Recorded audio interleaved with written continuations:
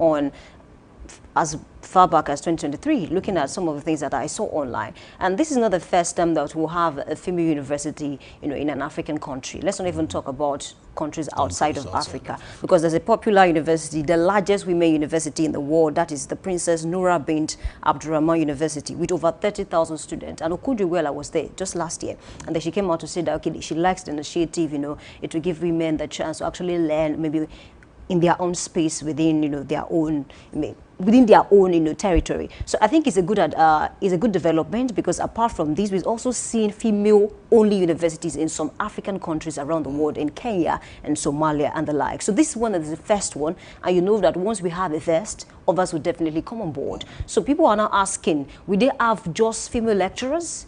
Because just like what you said, so we have just female lecturers now that is only, the university is just for female alone. So those are the kind of questions that I want to ask. I mean, people who are in charge of this. But then we are not really saying, they are not saying much about, how the school is going to run. But obviously, with time, we are going to get to know. So speaking about the fact that, some men might not have the chance to attend, I still believe that there are other universities, that allows both male and female. For me, personally, I don't feel there's a need. There'll definitely be a need for some persons who want to attend this one, but for me, I would rather attend maybe a joint one. But if I have reasons to attend female only, I will still attend. So I don't think it will make you learn more, learn less. It still depends on the student, whether you want to attend a female only university or you want to attend a joint university. But I'm very sure that there are certain reasons why this female only university was established. Of course, I also think, universities are capital intensive to run, and, limiting it to just females will actually reduce or probably affect the number of intakes. Automatically, what they will make at the end of each semester, each session, will be limited. So how do they intend to Are you talking about resources? Resources. From what I read online, I saw that, part of the money that they make will be given to charity. So I don't know how they're going to do that. Maybe they have a prospective student who are eager already, to move to that university. The university is located in Kaduna, Zaria. So let's give it time. With time, maybe they might get sponsors. Don't forget, this is gender-based. When it comes to gender products, gender projects like this, people are always eager to contribute to say. So they might have sponsors within Nigeria or outside Nigeria. I'm very sure they will not embark on this journey without, resources that will take them, for the next few years, even before they start making enough money. But part of what I read online is that, part of the profits that they make out of this university will be diverted to charity. So, really. Is it sustainable? That's the question. With time, we can tell. We're already talking about part of what we make will be diverted to charity. Will they be able to sustain the university? That's the first question. Because as I mentioned earlier, making it gender-based, females only, will reduce the number of students that will actually come into that university, obviously. So meaning that income will be limited. And then maintaining a university, as I said earlier, is capital intensive. So automatically, I don't think in a country like Nigeria, that will really function that well. But then we do hope that there's a structure on ground that will, probably propel the university to the heights they are already thinking about of, okay, if we make also amount of money, a certain percentage is going to charity, which is fine. Let's just keep our fingers crossed. Okay, if other African countries can do it, why not Nigeria? Well, just that, Nigeria is a peculiar case, actually. Okay, I know. Obviously, and we have seen things unfold in Nigeria that we begin to ask you. See, it's not just about the universities. We have seen situations where things actually worked in other countries, but then when brought on board in Nigeria, there are issues. So it has always been like that. So let's just, okay, take for example, before we could actually effectively establish the fact that there will be NEL fund in the country. There were a lot of back and forth, and some other countries did it, and we did not hear this kind of noise here and there. Okay. So as some other projects which were initiated, some bills, some ideas that were initiated in some countries, it's worked for them, but when transferred to the case of Nigeria, it's sometimes different. And you begin to ask yourself questions: is it about the political will to get things done? Is it about the people that have been placed at the helms of affairs to get things done? These are questions we ask ourselves. Because, sorry to quote you, because I want to believe that, there are some federal universities in the country, that are really not doing well, state universities. But we've also seen private-owned universities that we can even compare them to tried. Western University. Why? Because they've been able to put the right people in place. So sometimes if it doesn't work, it might be because of the people that have been placed in very strategic positions, because I believe that is a good initiative, in as much as a lot of persons might still feel like I'd rather go to a joint university because I can learn all I want to learn there. There are still people, it's about preference really. Honestly, it's about preference. I'm very sure there are people. I saw some tweet yesterday. Some women are already celebrating on Twitter to say, "Wow, this is what we are looking for." So it's about preference. Some might have that interest in saying, "Okay, I want to go to that female-only university." While others will feel like they are ladies actually, but they'll prefer to go to a joint one. So we will see preference play out in this instance. And so whether it's going to work or not is going to be dependent on the people that are placed in the strategic positions of this outfit, of this institution. That's the message. We just hope that this does not lead to possible reinforcement of gender stereotypes in the country. And of course, students who are actually going to go into that particular school do not miss out on the possible chance of integration into the proper society where males and females are. So these are things they should look at. And of course, I also think they should look at some vices that might develop when we have just female in an environment. I mean, there should be a body that will monitor the activities, duly, to make sure that they do what they're supposed to do at the right time. Not like maybe they should police them. It's not advanced secondary school. But there are some measures that can be put in place to ensure that, you act accordingly and you follow the rules and regulations. Yeah, once the rules are followed, I think, it's going to be a smooth sail. But then, let's just keep our fingers crossed. I just do not want the Nigerian factor to actually, affect, the new initiative. It is fine, actually. Seeing new things unfold in your country actually gives you goosebumps sometimes. Of course, to see that some people are already happy to be a part of this project is an interesting thing. So let's expect male-only university.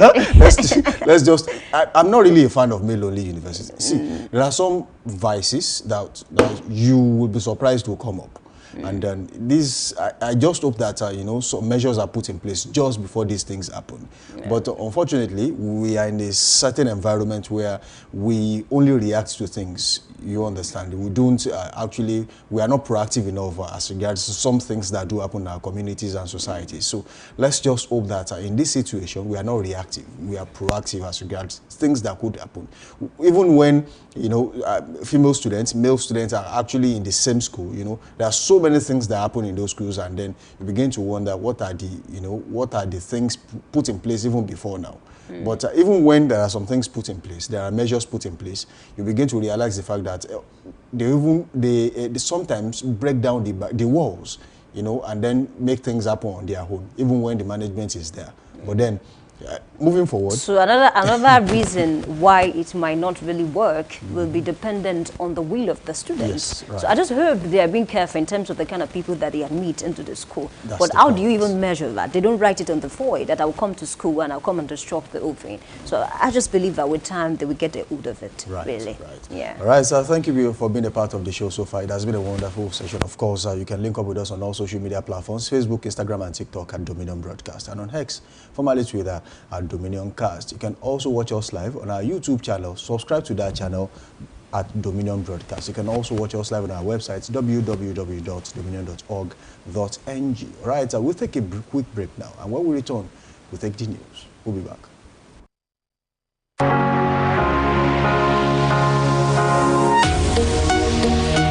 Live from stadiums to red carpets, breaking news to buzzing festivals, weddings, birthdays, and all sorts of ceremonies. We bring the world to your screen in real time. It's not just a van, it's a complete mobile production house, a command center, a broadcast beast. This is more than a broadcast. This is the OB Van difference. Live, loud, limitless.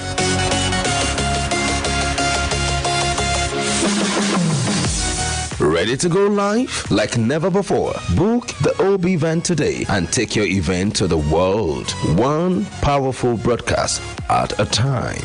To book, call 0705 506 1061 or 0916 101 1061. Email marketing@dominion.org.ng or visit our socials on Instagram at Dominion Broadcast. Dominion Broadcast, your channel of choice.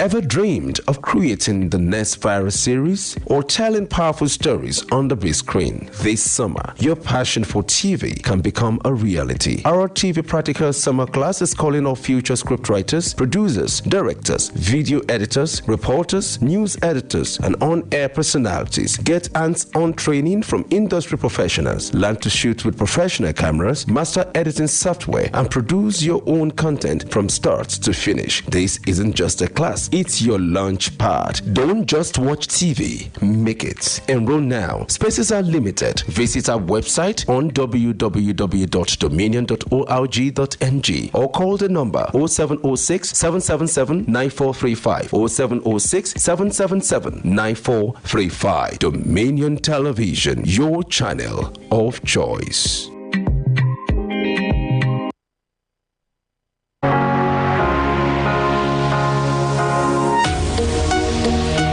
Live from the heart of the action. Welcome to the nerve center of Next Level Broadcasting.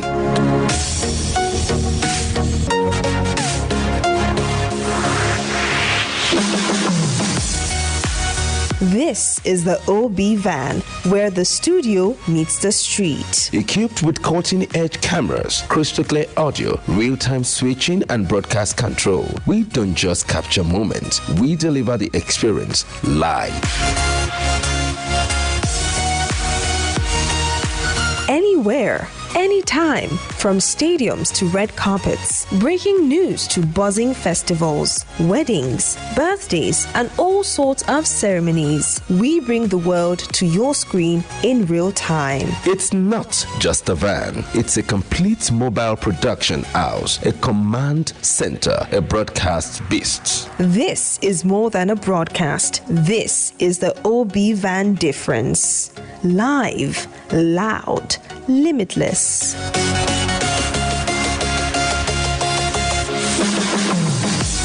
Ready to go live like never before? Book the OB van today and take your event to the world. One powerful broadcast at a time.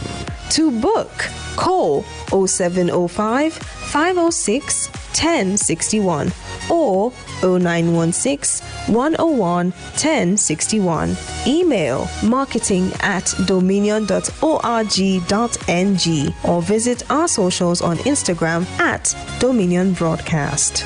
Dominion Broadcast, your channel of choice.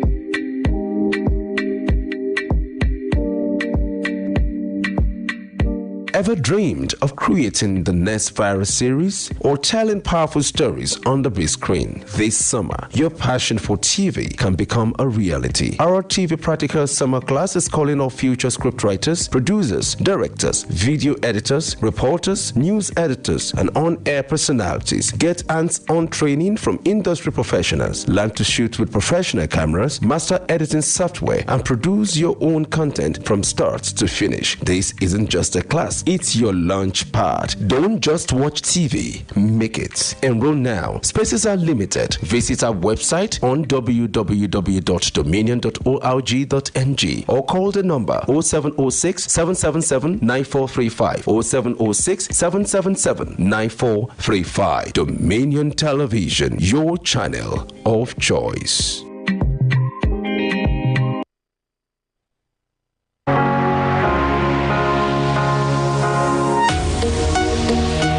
Live from the heart of the action. Welcome to the nerve center of Next Level Broadcasting.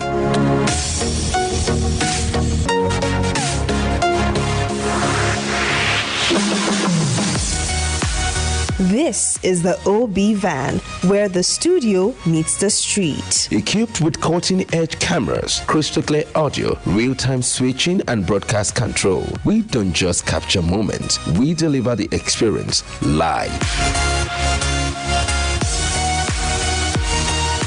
Anywhere, anytime, from stadiums to red carpets, breaking news to buzzing festivals, weddings, birthdays, and all sorts of ceremonies. We bring the world to your screen in real time. It's not just a van, it's a complete mobile production house, a command center, a broadcast beast. This is more than a broadcast. This is the OB van difference.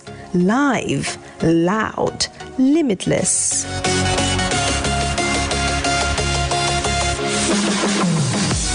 Ready to go live like never before? Book the OB van today and take your event to the world. One powerful broadcast at a time. To book, call 0705 506 1061 or 0916 101 1061. Email marketing@dominion.org.ng or visit our socials on Instagram @Dominion Broadcast.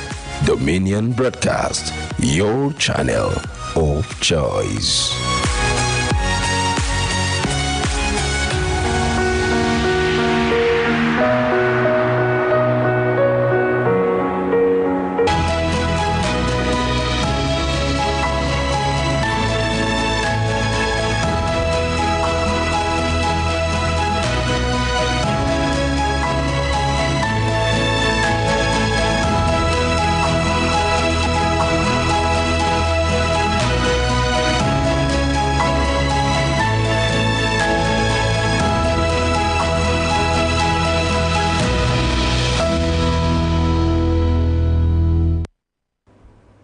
Good morning. This is the breaking news on Dominion Television. I am Oluwayemi Adelakun. Senate President Godswill Akpabio has assured security agencies in Akwa Ibom State of his unwavering support for their welfare, while commending the State Police Commissioner Baba Mohammed Azari and his team for sustaining peace and security. Akpabio stated this during the commissioning of fully furnished police quarters in Into Ndang, a Takara local government area, praising the police leadership for its collaborative effort with other security agencies. He emphasized the importance of improving officers' welfare, noting that a comfortable living environment boosts morale and effectiveness. The Federal Airport Authority of Nigeria, FAN, has urged air travelers to check which airport agency and stakeholders are responsible for any issues before reporting such problems. In an advisory graphic by the Director of Public Affairs and Consumer Protection, Obiageli Ora, and posted on the authority's social media platforms, FAM said that knowing the agencies will speed up solutions and improve service. It further reminded the public that while the authority builds and maintains airport infrastructure and manages safety and security, airport operates through a team of agencies and private partners.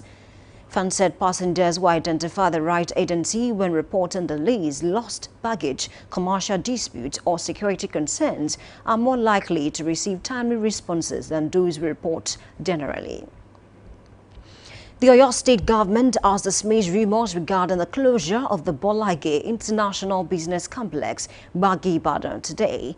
This was contained in a statement released by the State Commissioner for Investment, Trade, Cooperatives and Industry, Adeniyi Adebisi, in Ibadan, the state capital.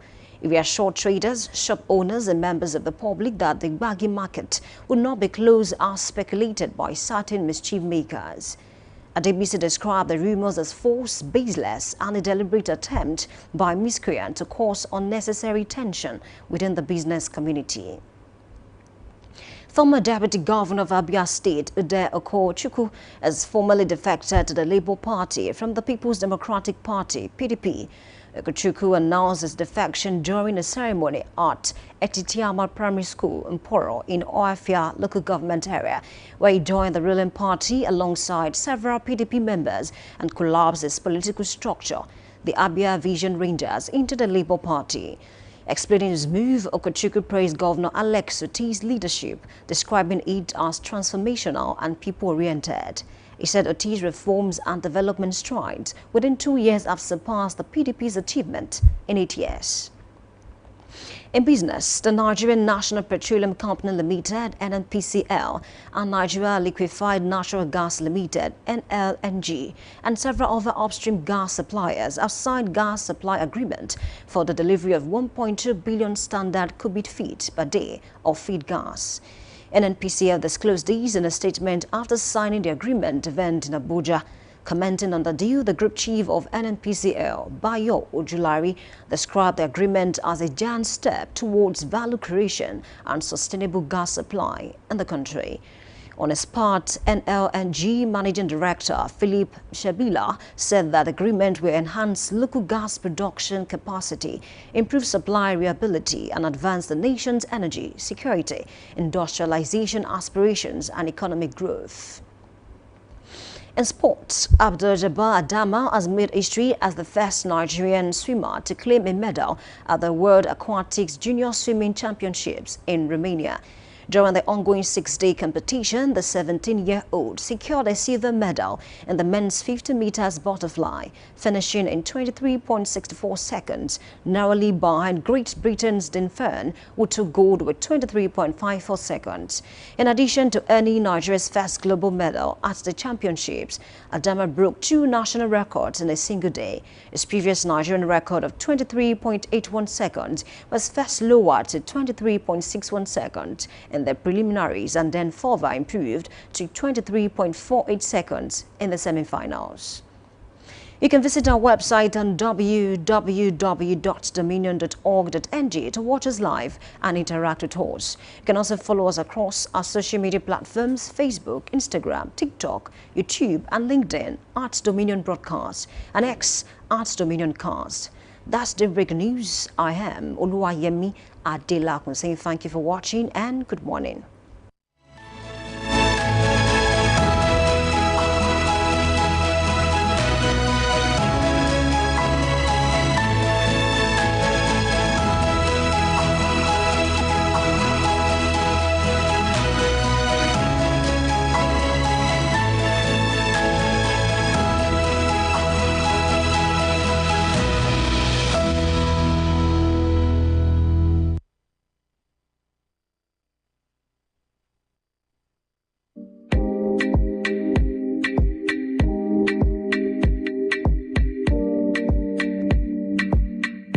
Ever dreamed of creating the next virus series or telling powerful stories on the big screen? This summer, your passion for TV can become a reality. Our TV Practical Summer Class is calling all future scriptwriters, producers, directors, video editors, reporters, news editors, and on-air personalities. Get hands-on training from industry professionals. Learn to shoot with professional cameras, master editing software, and produce your own content from start to finish. This isn't just a class. It's your launch pad. Don't just watch TV. Make it. Enroll now. Spaces are limited. Visit our website on www.dominion.org.ng or call the number 0706 777 9435 0706 777 9435. Dominion Television, your channel of choice.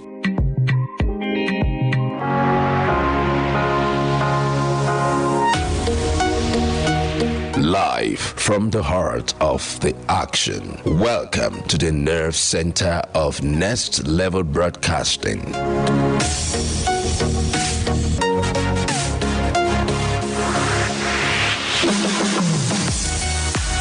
This is the OB van, where the studio meets the street. Equipped with cutting-edge cameras, crystal clear audio, real-time switching, and broadcast control, we don't just capture moments, we deliver the experience live. Anywhere, anytime, from stadiums to red carpets, breaking news to buzzing festivals, weddings, birthdays, and all sorts of ceremonies. We bring the world to your screen in real time. It's not just a van, it's a complete mobile production house, a command center, a broadcast beast. This is more than a broadcast. This is the OB Van difference. Live, loud, limitless.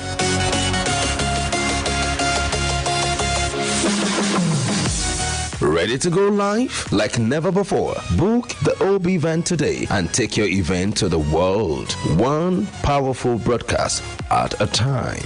To book, call 0705 506 1061 or 0916 101 1061. Email marketing@dominion.org.ng or visit our socials on Instagram @Dominion Broadcast. Dominion Broadcast, your channel of choice.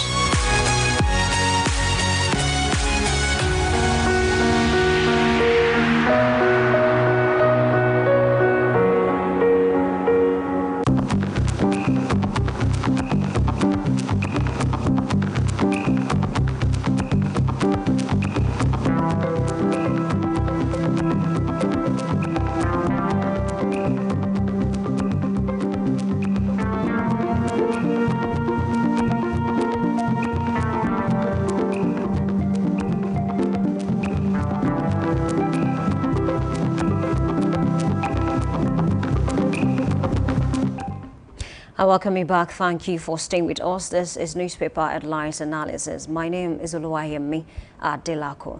This morning, let's start from Amebo newspaper, and I have this headline that says, a call to action. ADC urges President Tinubu to declare state of emergency in Katsina, Zamfara, amid rising insecurity.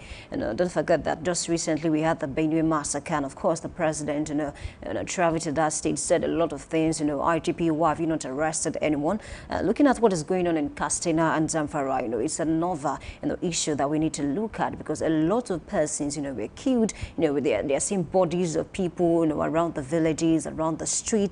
It's a gory sight, honestly, and we don't know how we're going to tackle this, or should I say we know how to tackle this, or maybe we're finding it difficult to tackle this, because these people, it appears they're increasing by the day, and Nigerians are dying, and people were supposed to help to build the country, in their 30s, in their 20s, even elderly ones are being killed daily. It's a sad thing, for this country, and we do hope that this is sorted out soon. We can have a country whereby people are free to sleep without, getting scared. People are free to go to their farms, without thinking whether they are going to be killed on their way back home or on their way to the farm. What happened in Katsina and Zamfara state, should not have happened at all.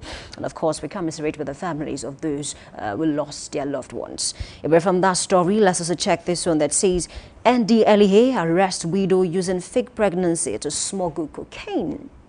Honestly, I think that's the height of it, because when I read the story yesterday, I was able to read that, she's a business person who owns a fashion institute, somewhere around Lagos. And of course, we don't know what led her to this. She was supposed to deliver these, to some of her clients in Abuja before she was caught.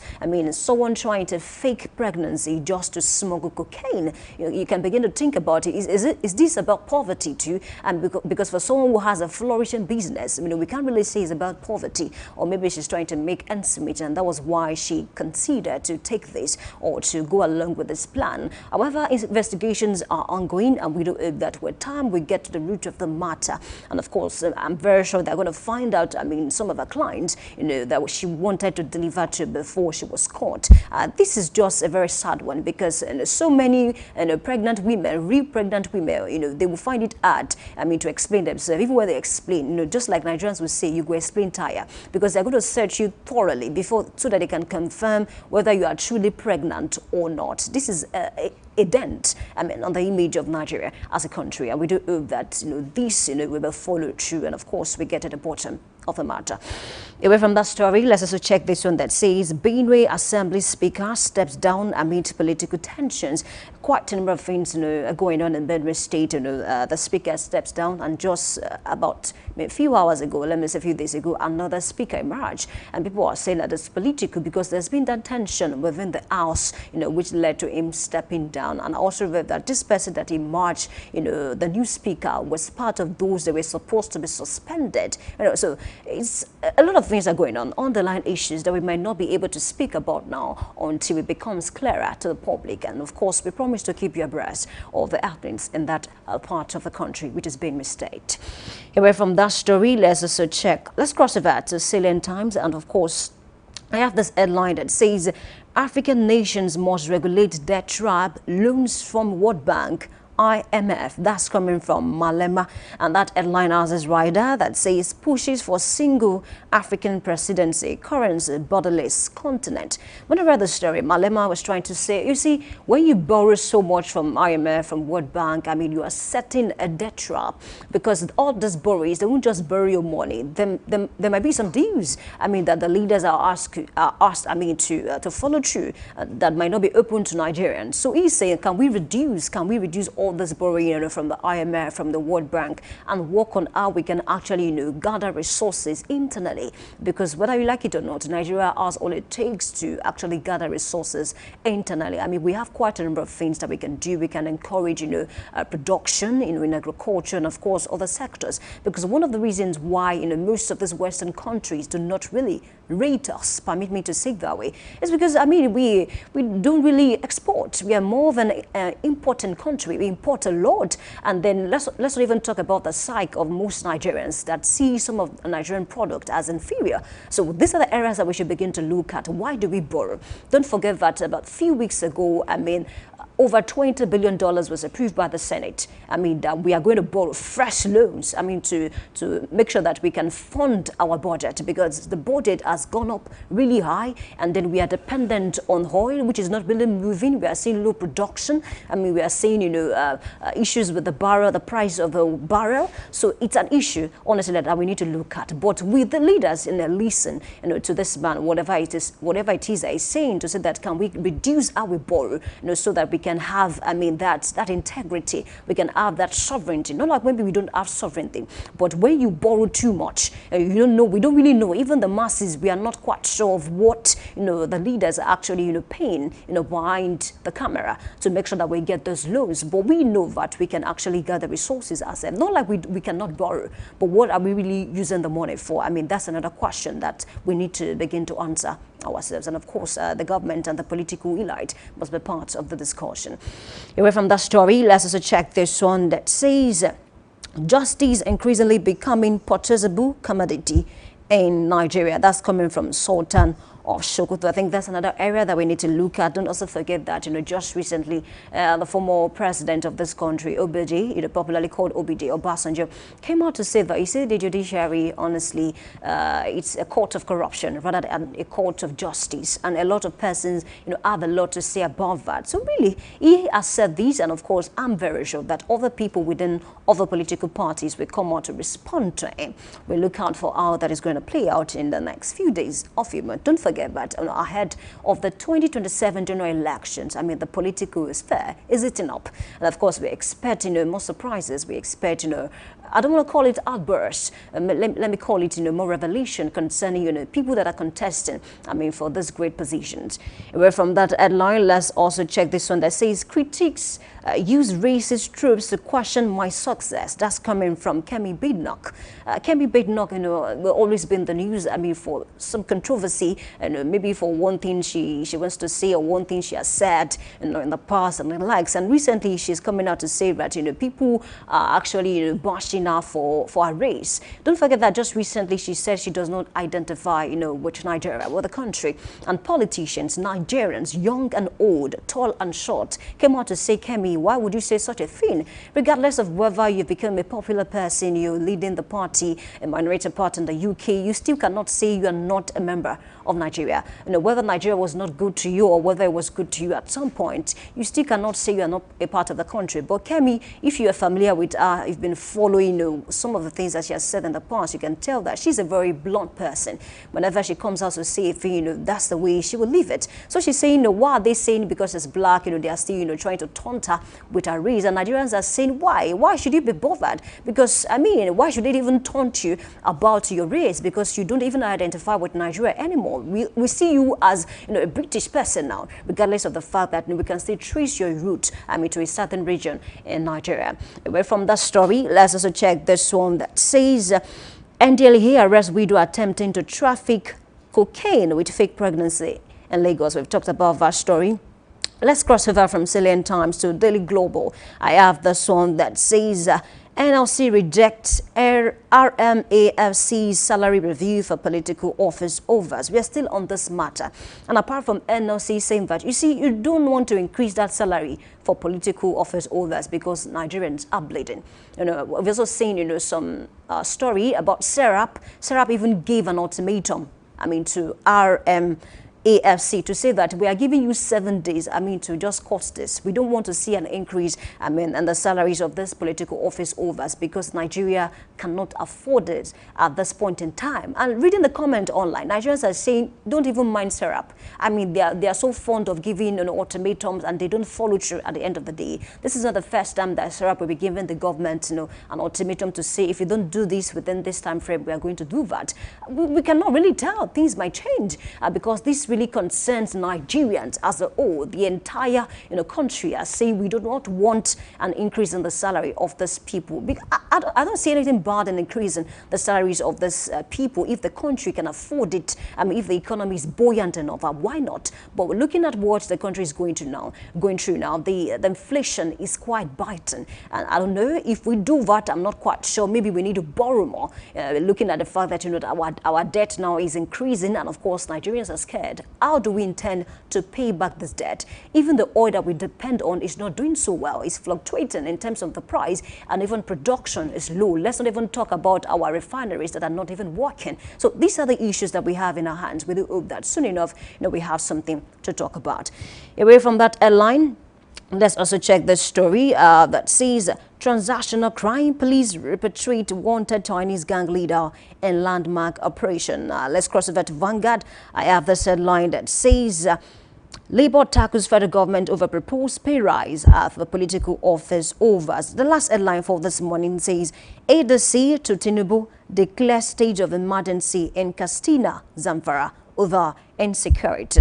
Just like I mentioned, when I started, quite a number of things are going on in Zamfara and Katsina. People are being murdered. We are seeing dead bodies around. And of course, ADC is saying to the president, declare state of emergency. I think that's within the purview of the president, whether he wants to declare state of emergency or not. And we get to find out maybe before the close of the day or before the week runs out. Thank you for being a part of the segment. This is not the end. We need to take a short break. And when we come back, we continue. Please stay with us.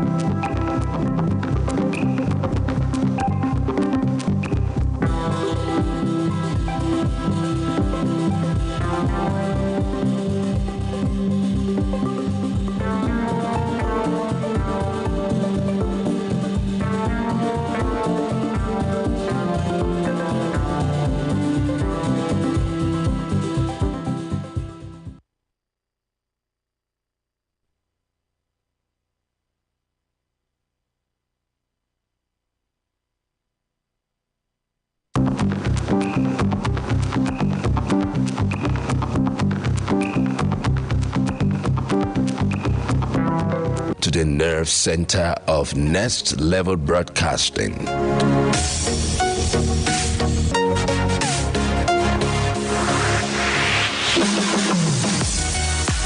This is the OB van, where the studio meets the street. Equipped with cutting-edge cameras, crystal clear audio, real-time switching, and broadcast control, we don't just capture moments, we deliver the experience live.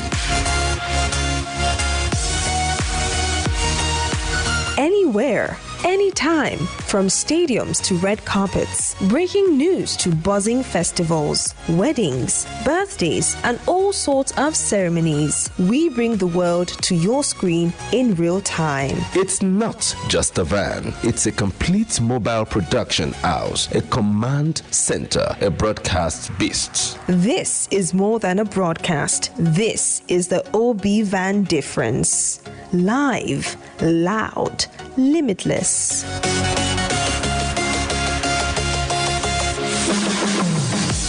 Ready to go live like never before? Book the OB van today and take your event to the world. One powerful broadcast at a time. To book, call 0705 506 1061 or 0916 101 1061. Email marketing@dominion.org.ng or visit our socials on Instagram @Dominion Broadcast. Dominion Broadcast, your channel of choice.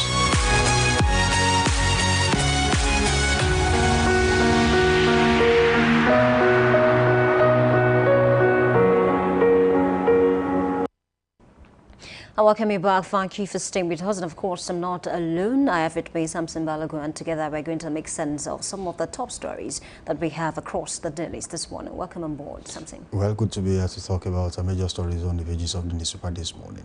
Definitely. Let's talk about this one that says a call to action. ADC urges President Tinubu to declare state of emergency in Katsina, Zamfara amid rising insecurity. I don't know if you've seen videos or pictures. I mean, dead bodies were being, carried across the villages, the communities. It's a gory sight. Is there really an end to insecurity in Nigeria? Despite the fact that the government has tried, to pump money into the sector, we're really not seeing changes, Well, I think that is the challenge. You just mentioned that the government has pumped so much money into the insecurity crisis in the country, and that is exactly where the problem lies. The moment we made security a business in the country, that was when Nigeria signaled to its own doom. And I for one feel like there used to be a time where when security votes are apportioned to states, there are questions asked. And in the last few years, I think in the last 20 years, it has 20 or 25 years, it has always been business as usual. And it became an issue where governors have every right to spend security votes whichever way they want, and nobody is going to ask questions. And then when there is a little insecurity in a particular part of the state or country of the country, you realize the fact that security votes in that state gets jacked up. And then you begin to wonder who exactly is orchestrating these evil acts in all these Okay, things. speaking about that, sorry to quote you, we've seen cases and even some persons come out to say that this issue of insecurity, banditry, some top short in the country actually fueling this. What do you make of that? Well, the question is, even if you don't want to go that route, just take a look at the current situation. You realize that the more the money being pumped into security in the country, the more the insecurity becomes. And then the question is, what exactly are these monies being spent on? Are they being spent on ammunition, recruitment of new personnel, and of course tools for these people? And when we talk about intelligence gathering, people think it is rocket science. There are so many people you can bring on board to help you do intelligence gathering. But I think the government are probably too confident in their own ability to get things done. And then the fact that we now have a repentant bandits, we now have repentant terrorists in the country, and then some of them are being taken into the Nigerian military through the back door. Then what would you have? You continue to have insecurity day by day, because I have not seen a person who would say, oh, I used to be a terrorist, but I'm no longer a terrorist. Whether you like it or not, once it's, just like you are a senator, once it's terrorist, you are always a terrorist, because the thoughts of joining them in the first place will always be there. And then I mentioned something about monetizing insecurity. That is what we have successfully done. And the state gets billions and billions of naira for doing nothing these days. You can imagine a state governor who would control the police at will, control the army in a state at will, control the NSCDC at will when there is election. But then when there is a security crisis in the state, they will tell you that they are not in charge of the police. Where is the error coming from? Is the political will to get things done.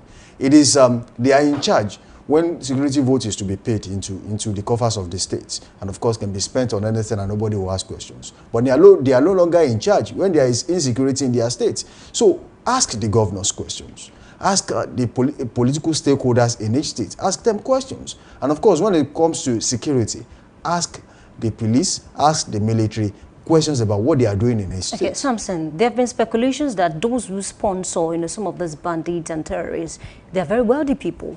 And that's why you see when some of them are caught, you see them with millions of naira, in cash, because they have all they need, to actually, do all of these things that they're being sent to do. You see them with, expensive, ammunitions and the likes. So this takes me back to the question I asked before. So is it like we have moles in the country? Apart from, these people that are being, recruited into the military, do we have, top shot that are quite silent about it, and it's been difficult to trace them, really? It's not difficult to trace them, actually. I think during the time of President Goodluck Jonathan at the time, he made mention that, some people have been spooked for, of course, they have been identified for sponsoring terrorism in the country, and then he was going to name names. Till today, we have not seen a list. When they also talked about people who were actually benefiting and feeding fat on the country when it comes to fuel subsidy, till today, nobody has named to one person that, oh, this person has been enjoying Nigeria's resources for doing nothing. So it tells you how complicit the government is, and there is a usual saying in the country that when insurgency lasts more than 24 hours in anywhere in the country, it means the government is complicit. Now, when you look at the Nigerian police, the police, when there is a crisis and they truly want to do what they do, you realize the fact that in a blink of an eye, they have actually gotten whoever perpetrated such evil acts. But then if they don't want to do it, or probably they do not have enough resources to do it, or they have not been asked to do it, you realize the fact that they will do nothing. So it's there is a mantra: do something, say something. But then when they don't want to do it, they will say nothing and they will do nothing. So it's a case of, I'm still going back to what I said earlier, it's about the political way to get things done. If we truly want to do things, see, it's not rocket science to actually govern a country like Nigeria, but it's that difficult to get it done, because we have over time been able to push people with low political will to get things done. We have been able to place them at the corridor of power. And the challenge and the major mistake we have made is that these people have continued to recreate themselves in the system. We have also seen people who are very competent, and of course, because of that, many people voted for them or appointed them, and we've seen low results. That's the challenge. You can't do it alone. When, as an individual, you have been placed at the corridor of power to get things done, you realize the fact that there are so many people. You are just one person amongst about thousands of people in that ministry, MD or parastatal. And then you realize the fact that they are just there to feed fat on the country. So majorly, it's about the structure. That's what I'm saying. It's the system. And the challenge, which I'm still talking about, is they are beginning to recreate themselves into the system. So someone is living and has successfully brought on board a godson or a goddaughter to replace him in the system, not at the same level, hierarchy, but then somewhere. So in the next few years, maybe 5, 6, 7, 8, 10 years, the person who he has successfully planted rises to a level of a director, probably get an appointment as SSA to the president, SA to this or that. It's now going to be a generational problem. And the sad thing about it is when you teach someone you can't end this. They become more good than their teacher. That's the problem. So my fear is that what we currently have in Nigeria, the current setup is, I don't think anybody can come on board and change it, because it is entrenched in the system. It's more or less like an ID, an identity. known for ministries, MDs. If they want to do their thing, if they want to actually work, they will do it. And if they don't want to, I don't think anybody can make them do it. I see changes when we have the right way, honestly. Maybe when we change. Well, see, let me cite an instance now. We have hundreds of thousands of police officers in the country. And are you saying that if you want to restructure the police force, you are going to bring a commissioner of police or inspector, for example, an inspector general of police who is straightforward, knows what he's doing, knows the job, but then how is he going to do it when he has about 30 or 40 AIGs working with him? About so many other people, commissioners of police who have been in the system for a long time. So if you are bringing a new person on board, it's more or less like you are just giving him a very tough job to do. Honestly, Samson, but I don't think that is an excuse. Because how do you sanitize the system when the whole system is corrupt? If we keep giving that excuse that, okay, the whole system is corrupt, it's not possible, we are going to keep having this situation. I mean, Nigeria is not the only country where people are battling with corruption. We have other countries that have also battled corruption, but they've been able to beat it down, to a reasonable amount. So we cannot continue to give that excuse. It can take time, but we can always get there. If we have the right people in place. We will get there. The reason why I'm really pessimistic about the idea of getting there is that I am pro-Nigeria. I love Nigeria. I want Nigeria to do good. But the problem is, the first space you need to sanitize, if you truly want a country like Nigeria to work, is the judicial arm of government. But unfortunately, the judicial arm of government has become an extension of the legislative and, of course, the executive arm of government. And it should have been separate bodies. But the moment the president and picks who becomes the Attorney General of the Federation and picks who becomes the minister, it's a problem because whether you like it or not, the Minister of Justice, Attorney General of the Federation, is practically in charge of justice system in the country. So, what is the way out when they can actually control and make them discharge their responsibilities only the way that it suits the executive arm of government? Another option will be, can we look at the issue of appointment? Because that has cost us a lot of issues in this country. Because when you appoint people, naturally you tend to bend to that person, whatever that person tells you to do. So we can begin to look at the issue of appointment. Even if you want to appoint, let's make sure that that person does not become a puppet in the hands of the person that appointed them. Because if you look at past AGF, you see a lot of issues about them. Not just the AGF. Look at the issue of the EFCC too. They have cases ongoing, and people are saying we don't really see much. Despite the fact that this current one said that if he doesn't tackle some cases, he's going to resign. I'm not sure he's going to do that. I'm very certain that he's going to finish up his tenure. Have you seen anyone that has resigned in Nigeria just by failing at their responsibility? No. We have oftentimes we manage irresponsibility in the country. When you place a person at the corridor of power and that person is not performing, they keep that person in office for 4 years and is there doing nothing, wasting taxpayers' money. It has always been like that. Let me cite an instance. Until the last 2 years, I don't think anyone in Nigeria really knew what role the Ministry of Interior plays in the country until the last 2 years. And we have always had ministers of Interior. I could remember we used to have someone like Abamoro, we had Rauf. I can't mention all the names, but we used to have people in that particular ministry. But unfortunately, what they did was to just come and say there will be public holiday tomorrow, next tomorrow, and the day after. And that's what you hear about the Ministry of Interior. But they have a very, very strong responsibility to play when you talk about the country Nigeria, because all the paramilitary agencies in the country actually falls in their jurisdiction.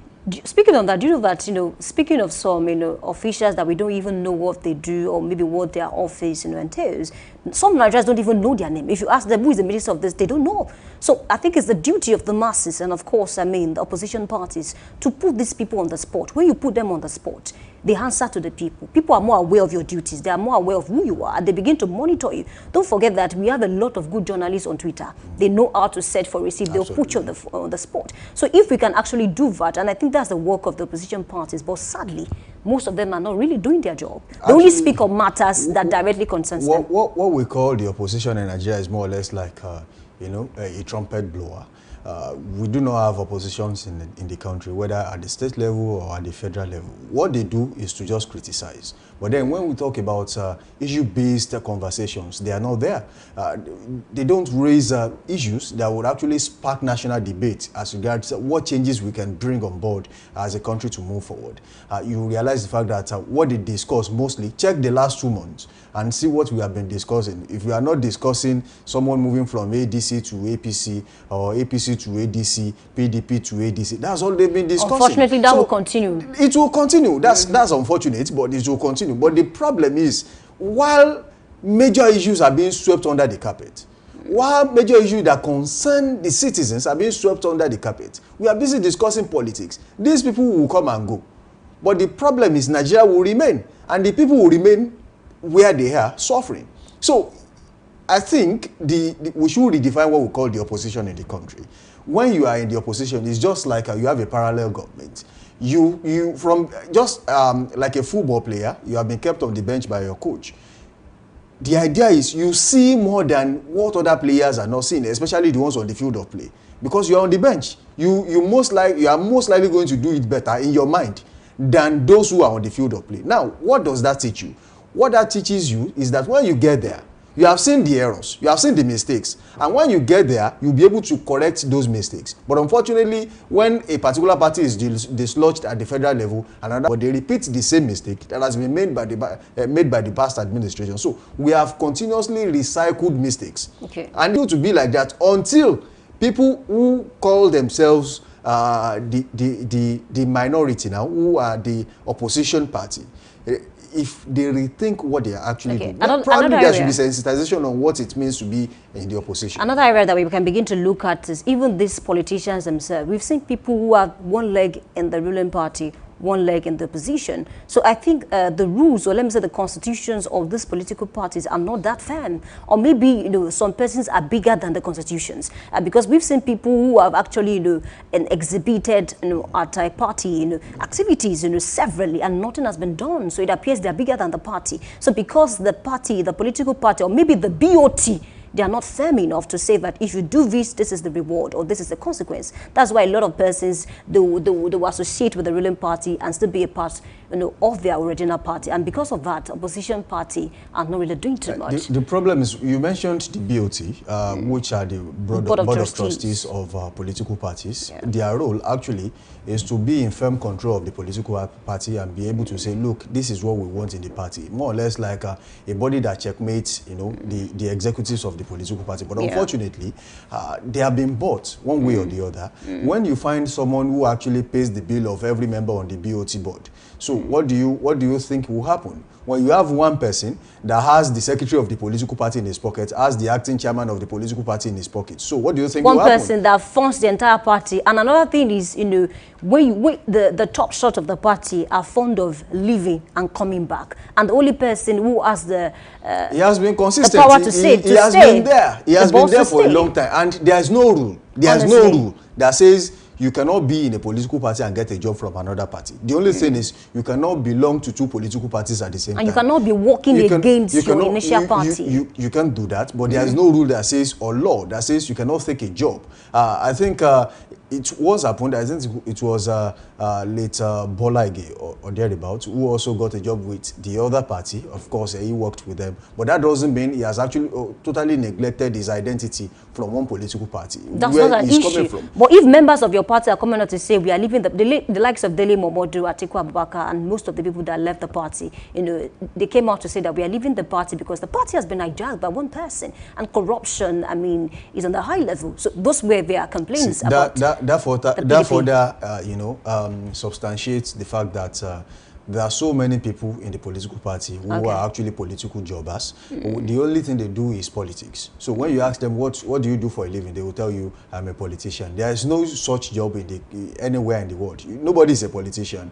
It's a public service. And then you must have a job that you do and then serve the people. Okay. So if you see people who are political jobbers, that's what they will do. When it is no longer rosy where they are, they are always quick to move to other places. And we cannot afford to continue to nurture that kind of people in the country. So what we have to do as a people is, when the ballot comes, they have been gathering now. They are gathering from one political party to the other, forming alliances to see, well, we could not make enough from, the party we are coming from. So let's just gather here and then pitch another thing and see how we can hijack the system, and then we'll come to power, and then we'll be able to have enough. So that's all this is about. But until the people say it is enough, what we want to do is to take power from those who have actually, because the politicians have hijacked the power that truly belongs to the people, and that is through the ballot. So they weaponize poverty, that anytime they come, you'll be able to sell your vote to them at 5,000, 10,000 naira. And that is what the people must avoid in the next election. So when they bring money to you, regardless of how much you need the money, you can just tell them, look, I want to vote for the right candidate. Okay, speaking of weaponized poverty, we saw that in the last elections that we had in some major parts of the city, and vote buying was on the rise. It's a really sad situation. It will continue to rise. And people are saying we can measure,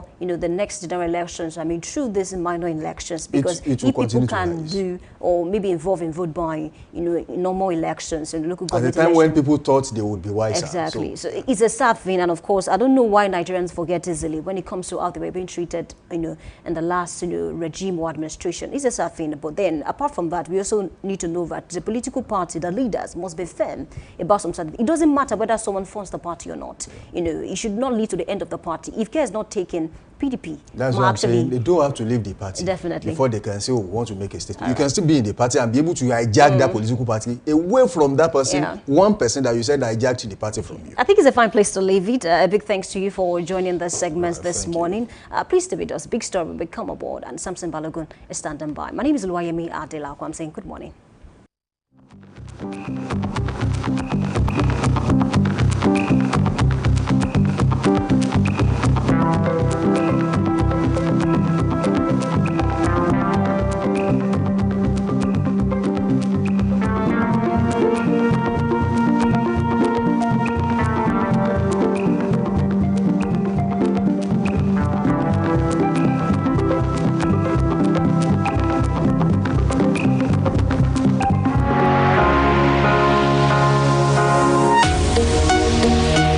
Live from the heart of the action. Welcome to the nerve center of Next Level Broadcasting.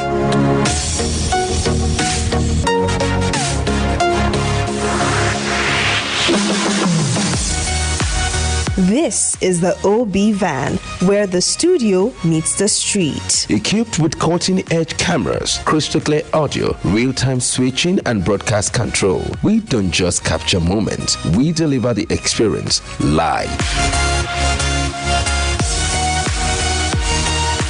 Anywhere, anytime, from stadiums to red carpets, breaking news to buzzing festivals, weddings, birthdays, and all sorts of ceremonies. We bring the world to your screen in real time. It's not just a van, it's a complete mobile production house, a command center, a broadcast beast. This is more than a broadcast. This is the OB van difference. Live, loud, limitless.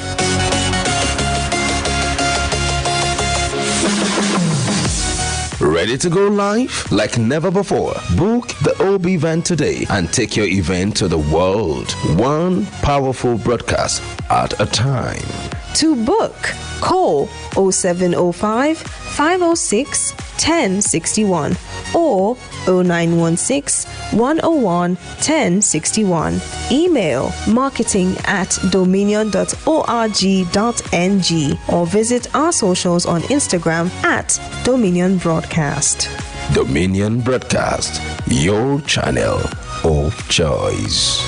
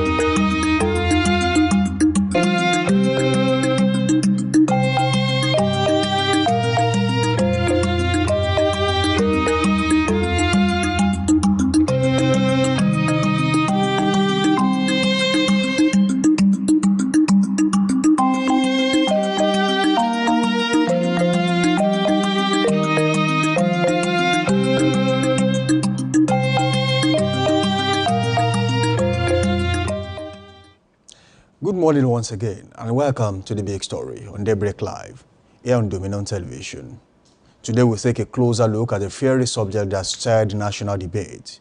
Former President Olusegun Obasanjo has launched a scathing attack on Nigeria's judiciary, describing it as a cause of corruption. His remarks not only questions the integrity of the judicial arm, but also reopen long-standing conversation about democracy, accountability, and the credibility of our institutions. Samson Balogun is my name, and thank you for joining us. The judiciary is often referred to as the last hope of the common man. But in Nigeria, that hope has been repeatedly tested. Since independence, the courts have been central to both justice and politics, arbitrating election disputes, shaping constitutional order, and checking excesses of power. From the early days of the First Republic through the military regimes and into the Fourth Republic, the judiciary has played defining roles, sometimes upholding the law with courage, other times accused of compromise. Past leaders, including Obasanjo himself, have had complicated relationships with the bench. Under his administration, landmark electoral disputes and constitutional reforms tested the judiciary's resilience. Now, years later, his words cast a harsh light on the very system that is meant to safeguard democracy. What does this mean for Nigeria's justice system today? And how much has really changed or failed to change over decades? All right, good morning once again. Good to have you on this show. Thank you for staying tuned. Link up with us on all social media platforms, Facebook, Instagram, and TikTok at Dominion Broadcast. And on X, formerly Twitter, at Dominion Cast. You can also watch us live on our YouTube channel. Subscribe to that channel at Dominion Broadcast. And of course, watch us live too on our website, www.dominion.org.ng. I won't be doing this alone this morning. I have with me in the studio Honorable Omolaja Olaoye, with whom we'll be making sense of the recent attack on the judiciary by the former president of the Federal Republic of Nigeria, two-time president, let me put it that way, of the Federal Republic of Nigeria, former President Olusegun Obasanjo. Good to have you in the studio, Honorable Omolaja. Thank you, Samson. Good morning to you, and good morning to you via at home. For you, thank you for having me here today. Well, the former president released a new book, and let me take notable allegations from this new book he released. Obasanjo describes a scene during a visit to a northern state where a governor pointed out 6 duplexes allegedly constructed by a judge using proceeds from chairing election tribunals, implying financial. He condemns the commercialization of justice, warning that when justice can be purchased, societal stability deteriorates into despair and anarchy. On electoral integrity, the book takes aim at INEC chairman Mahmood Yakubu, accusing him of subverting the electoral will of Nigerians and elevating his own will over the will of the people, and by extension, enabling compromised judges to override legitimate outcomes. Also, Obasanjo further alleges that former President Muhammadu Buhari colluded with judges during election petitions, securing favorable judgments through inducements and political patronage. When we talk about the justice system, do you think former President Olusegun Obasanjo's remark about the justice system in the country, is it accurate or is it fair enough? Thank you very much. What I'm going to say is that what is said in that book is a fact. No dispute about it. We all know what is going on in Nigeria. Every institution has been riddled with corruption and impunity. And it's so sad because when we have to do it, we have to x-ray the person of Obasanjo himself, his integrity, and what he has done to make a mark in this country need to be x-rayed when we are talking about the judiciary and the INEC. But first, we have to talk about the message before we talk about the messenger. Now, when we are talking about the judiciary, this has been the problem for so long because the power they wielded and the impunity in judiciary system just give them the power to do anything they want. And in this country, who Obasanjo accuses? What has Obasanjo done when he was in charge? What had he done about impunity and corruption in judiciary? He has never done anything better. He has not been fair. He has not fared well. Even during his regime, he brazenly refused any court judgment that not in his favor. He's not going to abide by any court judgment. That's for you to know that the person of Obasanjo saying this, is just like a fallacy, because he likes to be always in the eyes of the press to generate controversy all the time. And we knew what happened during the time of Buhari. Buhari has been known to be the fighter of corruption right from his days. And he doesn't joke. You are going to see in his slide, he doesn't acquire any wealth like Obasanjo. During Obasanjo, after even Obasanjo regime left the office, we heard that his farm, Nigeria is paying the burden of salary to his staff in Obasanjo farm. It was Buhari that stopped it. And during the time of Buhari, we knew about 6 judges who were raided by DSS. Because when he came, he pleaded with them. He went to one of their, I don't know what they held, probably by NBA then. And he pleaded with them that to cooperate with him to stop the corruption in judiciary. So justice can be dispensed in a very good manner to be fair to Nigeria. And they refuses. And when those people house were, the judge's house was raided, former justice of the Federation, Onoye, was part of it. It was Wike that escaped him, because it's Wike that went to his house that refused DSS to raid his house, and he whisked him away. At the end of the day, when Onoye got to become a Chief Justice of Nigeria, we knew what he wanted to do, and how he was arrested, how he was even sitting on the chair of NJC. He doesn't do anything better. Before he was disposed of from the particular chair he had as a Chief Justice of Nigeria, and we knew how the whistleblower exposes all his assets. Since then, he has never been prosecuted. That's a sad part of it. Obasanjo took a swipe at former President Muhammadu Buhari, the late President Muhammadu Buhari, saying he was also complicit, that he bought judgments, favorable judgments from the courts. Which judgment? It was during his time that the entire APC of Zamfara were being disposed, and PDP were replaced. It's there. If he ought to have bought the judiciary, not entire APC candidate that has already won election can be just disposed of. It was during the time of Obasanjo and Muhammadu Buhari that we lost Bayelsa. Doediri. These are the very good example.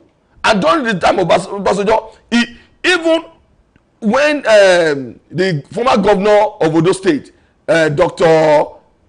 What's it called? Labour Party member, Labour Party Mimiko, Olusegun Mimiko, was in PDP.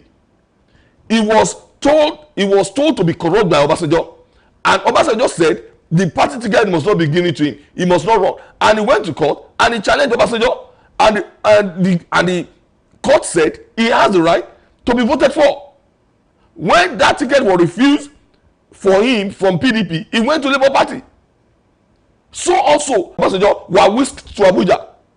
That's for you to know that. And Obasanjo is an authoritarian. We all knew this. That is when we explained it. We knew that we are having problem with our judiciary, and our judiciary is not doing well enough.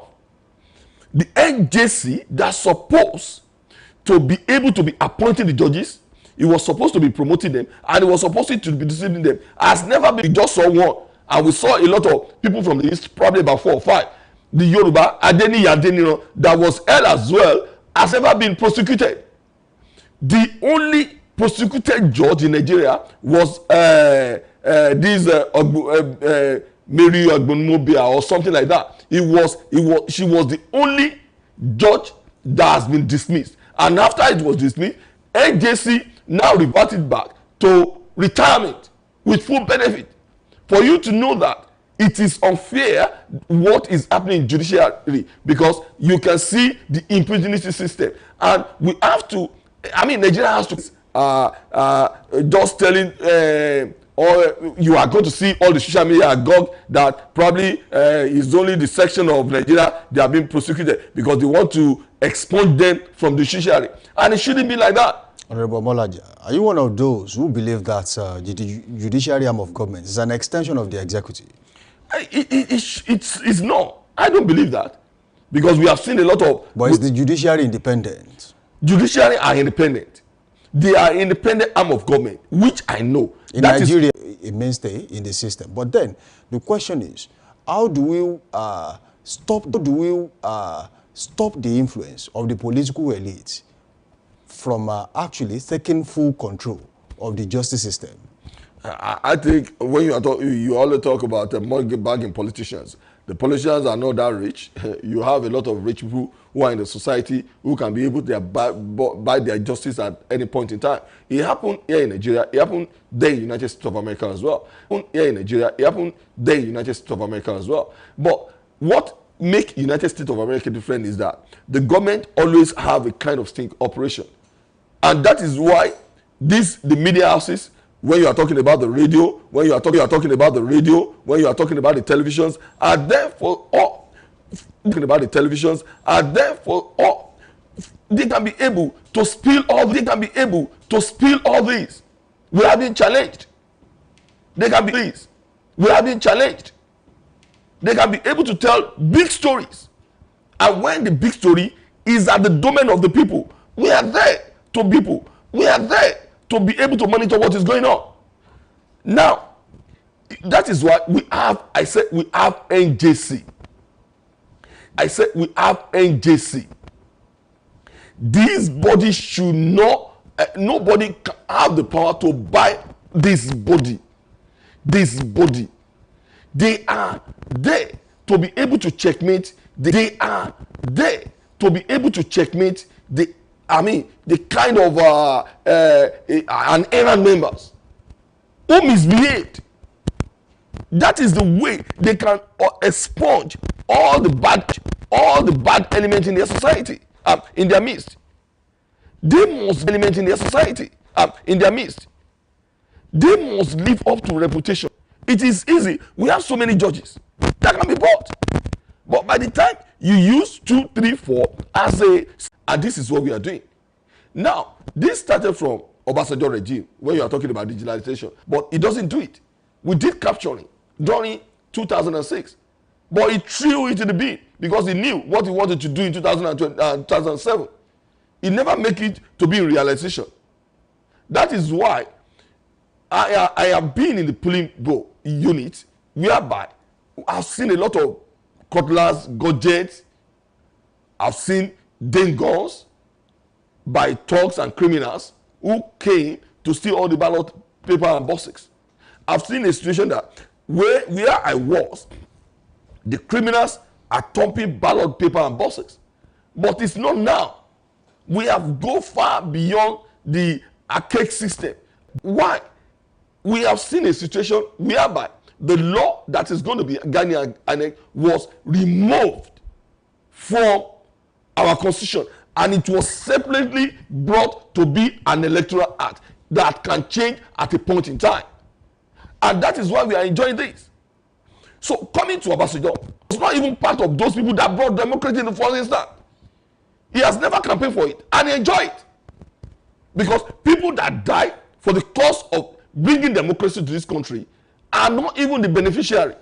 Now, let's talk about 2007 election that brought late Musa Yar'Adua. He knew that Musa Yar'Adua was sick. He knew it is going to be a bad investment to Nigeria, and he fostered his will on Nigeria. He is always taking us for a ride. And when Musa Yar'Adua came into office, first thing he said that and by some people, and then stuffed into the ballot box, into ballot snatching. And then we graduated from that into vote buying, which is what we currently see in the country now. Now, putting all these things side by side, would you still say that even at an era where people are now free to buy votes, because it's more or less like what we have been saying over and over again, have we had it better now? And then also, I want to talk about Atairu Jega and when he left, Mahmoud Yakubu came on board. Would you say Mahmoud Yakubu was a step up from Attairu Jega, or he remained the same, or maybe a step down a little bit for INEC? I wouldn't say Mahmoud Yakubu stayed down, because during his own time, a lot of things has been introduced. Unlike the time of Jega, it was during his own time where we have seen a lot of even during the time of Jega that a lot of politicians use this to rig election, because then we saw a lot of inflated figures from the southeast, whereby we don't even know probably they are so massive like that. But during the time of Yakub, a lot of it has reduces. Before in Anambra State, you are going to see votes that are up to about 800,000 or 900,000. In a place like Delta State, you can see 1 point something million. But now it has reduced to even less than. It's been well fortified. And when we are talking about vote ban, is that not as a result of voter apathy that people are not coming out to vote? It is not about. Before it was rigged, because people, inflated people, named that officials are going to be put into the system, and if about 3 people can vote, they can go to different polling units and vote. That is what they do. Before, you know, it was always speculated enough that we see a lot of underage voters, but all those are being the things of the past systematically being erased in the system, for you to know that our electoral system is getting better all the time.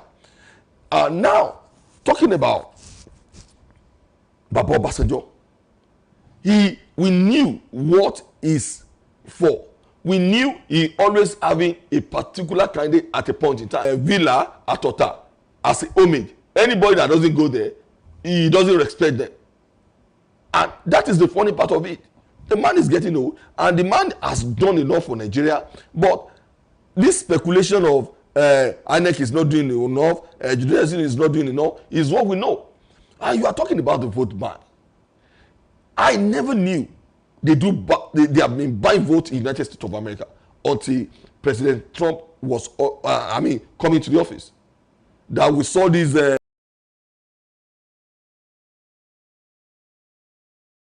billionaire, what is his name, that supported Trump, Elon Musk, that was offering money. The one authority in the United States were warning him that what he was doing is wrong. That is amount of vote ban. He was telling people to go and register, that anybody. But now there is legislation. But since there is no legislation against it, you can still go scot-free when you go to court of law. But I am telling you, we can buy people's. We can buy people's thought, but we cannot get follow them to where they are going to have their vote and tell them what to do, because it's always a secret ballot. So what are the practical steps to be taken by judiciary and the electoral bodies to forestall? A lame dog who doesn't want to bite at all. A lame dog who doesn't want to bite at all, because they love themselves and they don't want to. Because they love themselves and they don't want to look these days rather than on the ballot. Because there is always technicalities. Even you have seen it in the United States of America. People that can be set free. You knew this Mike Johnson, or what is his name, that killed his wife. He won on technicalities. We knew he was the one that Mike Johnson, or what is his name, that killed his wife. He won on technical, that killed the wife. But in the court of law, when any presented exhibit is being faulted, you can be knocked out by technicalities. So the man in charge didn't have any primary for APC candidate. Technically, he was dismissed. So what happened in Jos? Jos doesn't learn from what Plateau State doesn't learn from what happened in Safara. And he paid for the governor, have various names, which is criminal. So all these are won on technicalities, and we must respect judiciary for that. But what I hate about judiciary is that they are not being proactive and be able to discipline their member the way they're supposed to be disciplined. If they can be able to make a lot of time, it's wrong. Okay, do you see Obasanjo's new book as a wake-up call to forestall this crisis in the country? He cannot. Or just another. Because people like controversy, and Obasanjo is the father of controversy, and he has been enjoying himself for a very long time. All right, Honorable Molaji Adeoye, thank you for joining us in the studio this morning. Thank you. Birthdays and all sorts of ceremonies. We bring the world to your screen in real time. It's not just a van, it's a complete mobile production house, a command center, a broadcast beast. This is more than a broadcast. This is the OB Van difference. Live, loud, limitless.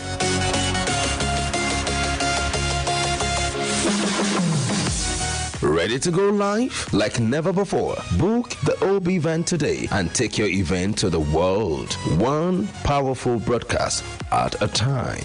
To book, call 0705 506 1061 or 0916 101 1061. Email marketing@dominion.org.ng or visit our socials on Instagram @Dominion Broadcast. Dominion Broadcast, your channel of choice.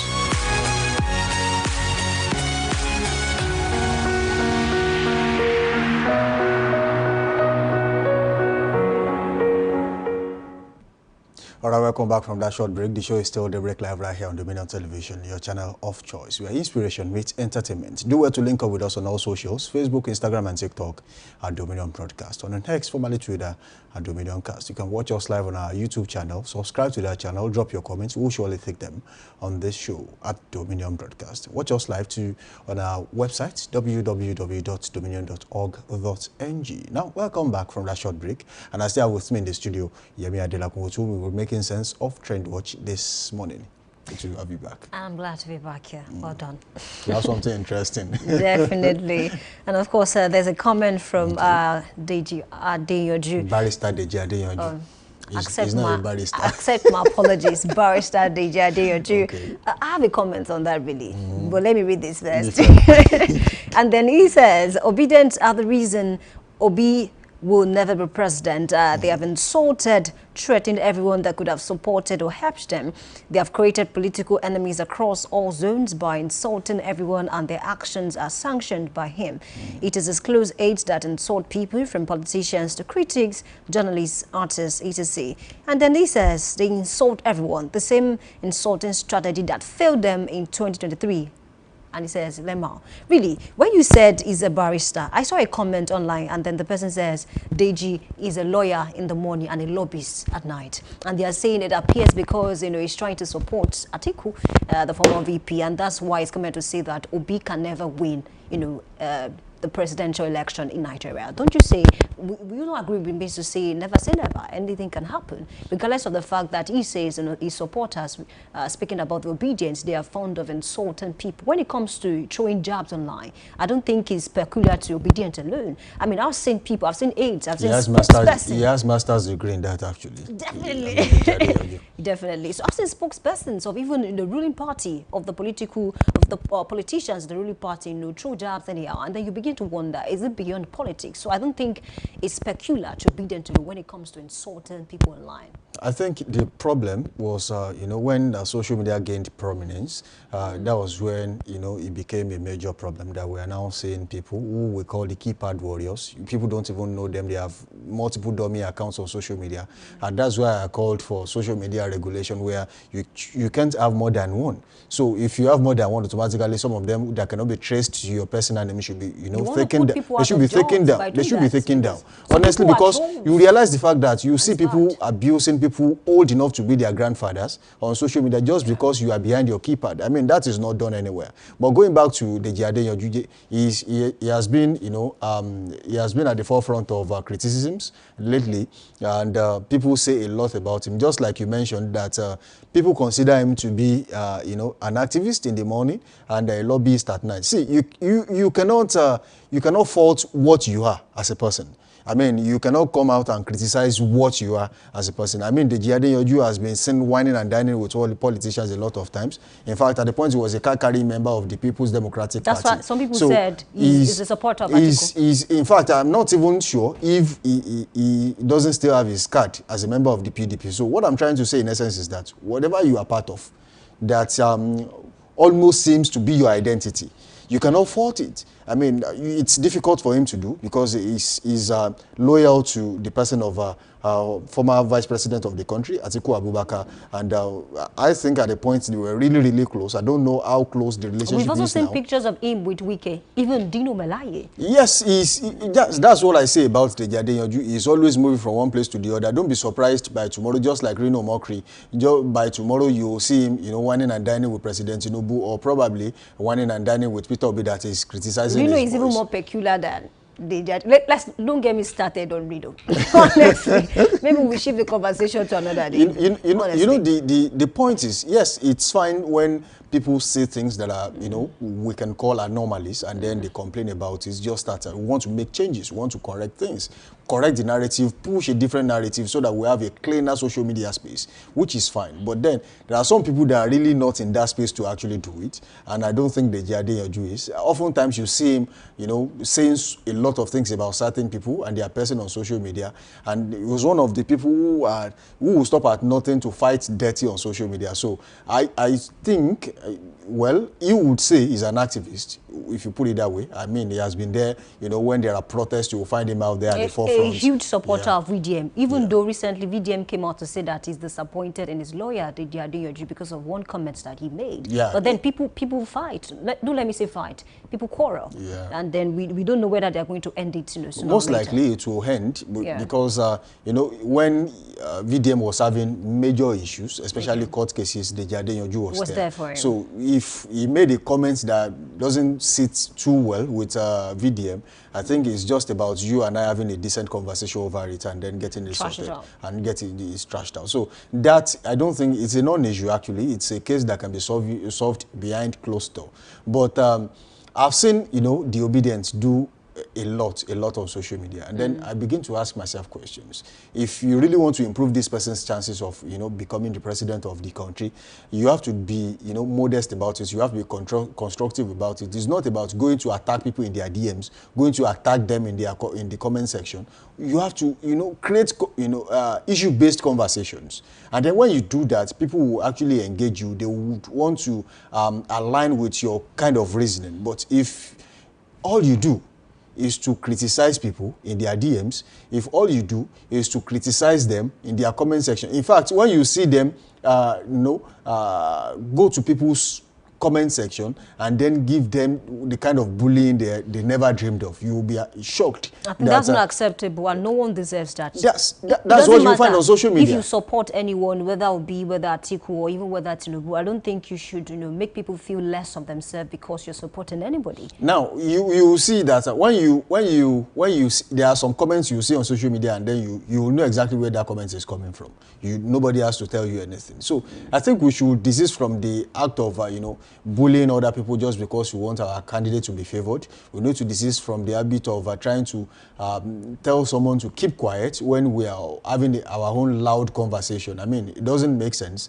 But all in all, I think Deji Adeyanju has made a point, which I see is a valid point actually. I'm just concerned that it's coming from someone like Deji Adeyanju, who is also loud on social media. So let's see where that leads. But then I'm quite sure that this comment, if you check the comment section, it will make you laugh. Definitely take some comments this morning, because the reason why I told you that, someone called him a lawyer in the morning and a lobbyist at night. And of course, speaking about the Obedience, definitely I see some comments and I'm like, it's not really that deep. If you support this person, why, try to dehumanize this person with your words? Because words are very powerful. So I think, they can make their claims, support whoever you want to support, instead of actually, resorting to, disturbing people in their DM or maybe under their comment section. Why can't you look for how to promote your candidate. Look for some of the things that he has done in the past, and of course, circulate that on social media. Because if the situation is tense now, what is going to happen? Come 2027. Remember what happened in 2023 or towards the build-up of that election. I saw friends who were very mutual friends stop talking to each other because I support Obi, I support Atiku, I support Tinubu. It should not lead to that. I mean, why is it that we don't learn as Nigerians? These politicians, most of the things they try to do is to divide us.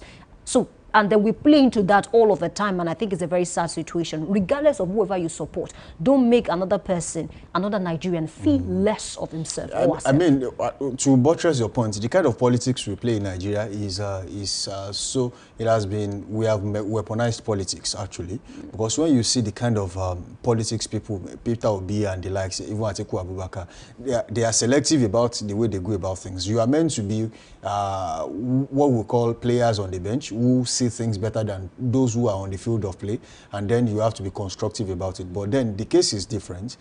You see Peter Obi quick to condole with families of the deceased, and then try to paint the government in a different light. Take for example, Peter Rufai died God knows how long ago. Peter Obi did not visit the family, only visited when Taribo West came out to say the Nigerian players are being neglected, this and that, and then boom, he was there. So I think we should desist from trying to play the holier than thou kind of politics.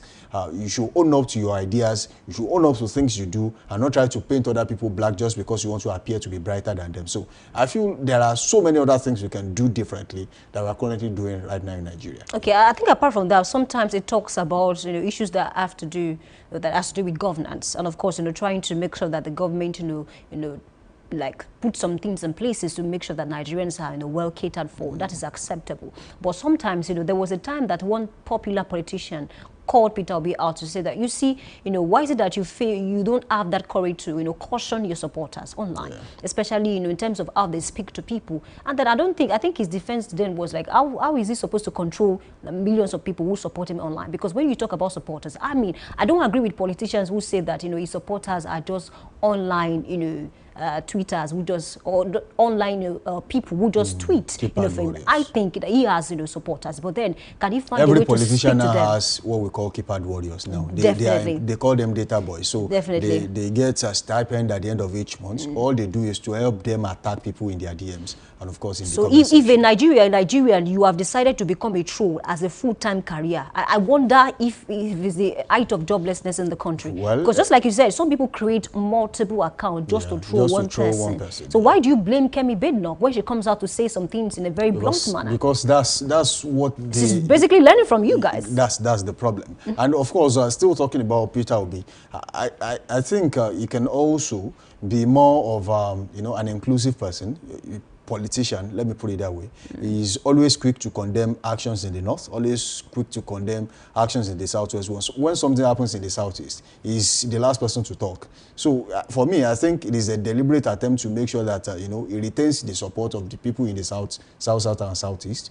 But of course, one way or the other, wants to trend with what we have in the southwest and in the north. But either way, we'll see where that leads. But something on the contrary, I think he's spoken about some issues that have happened in the southeast sometimes. He will definitely be the last person to talk. Okay. I will give you a series of, but then we don't have the time. We don't have the time again. We need let's take some comments. And, still talking about this. I think Emmanuel Obishezon says, Obedience have alienated several valuable individuals with whom Mr. Peter Obi could have forged political alliances.